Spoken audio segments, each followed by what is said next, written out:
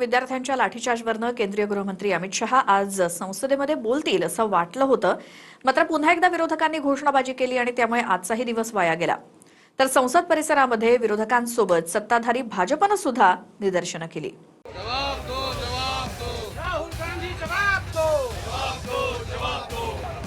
संसद परिसरात वेगळंच चित्र पाहायला मिळालं.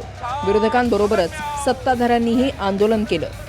भाजपा आणि एनडीएच्या खासदारांनी राहुल गांधींच्या विरोधात घोषणाबाजी केली.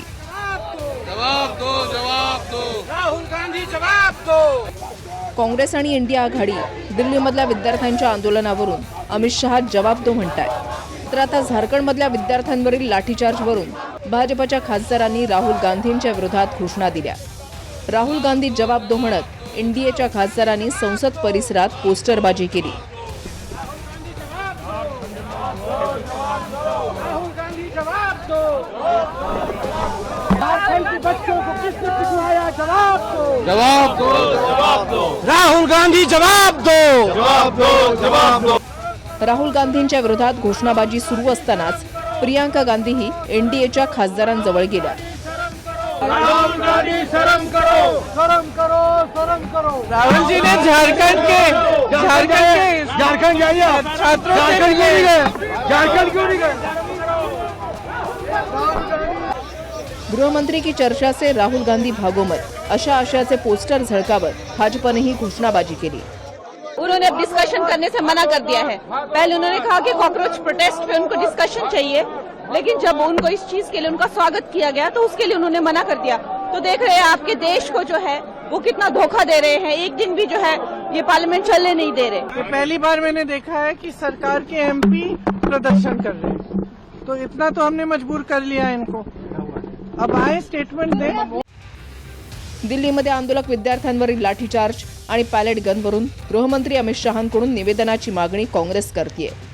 एक दिवसाआधीच सरकारकडून अमित शहा स्पष्टीकरण देतील हेही सरकारकडून स्पष्ट करण्यात आलं. मात्र लोकसभा सुरू होताच पुन्हा इंडिया आघाडीच्या खासदारांनी घोषणाबाजी केली.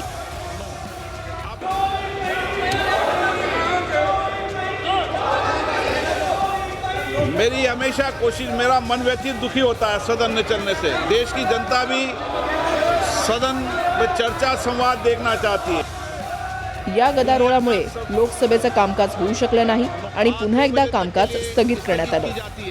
हम लोग सब तैयार थे, गृह मंत्री जी तैयार है.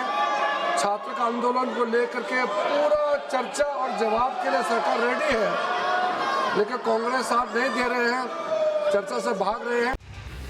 संसदेतल्या गदारोळाचं कारण म्हणजे काँग्रेसच्या 3 मागण्या. विद्यार्थ्यांच्या लाठीचार्जवरून अमित शहांनी निवेदन करावं, पंतप्रधान मोदींनी माफी मागावी आणि राम मंदिरातल्या दान चोरी प्रकरणावर चर्चा करावी. सरकार सदन में बयान देने को तैयार है, गृह मंत्री जी सदन में बयान देने को तैयार हैं, उसके बाद सदन क्यों नहीं चलने दिया जा रहा है?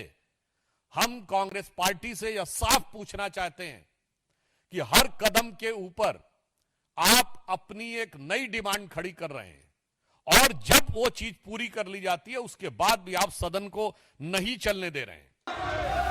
पावसाळी अधिवेशन 2 दिवसात संपणार आहे, पण विरोधकांच्या आक्रमक पवित्र्यामुळे या दिवसातही अधिवेशन चालेल असं दिसत नाही. ब्युरो रिपोर्ट, TV9 मराठी, नवी दिल्ली.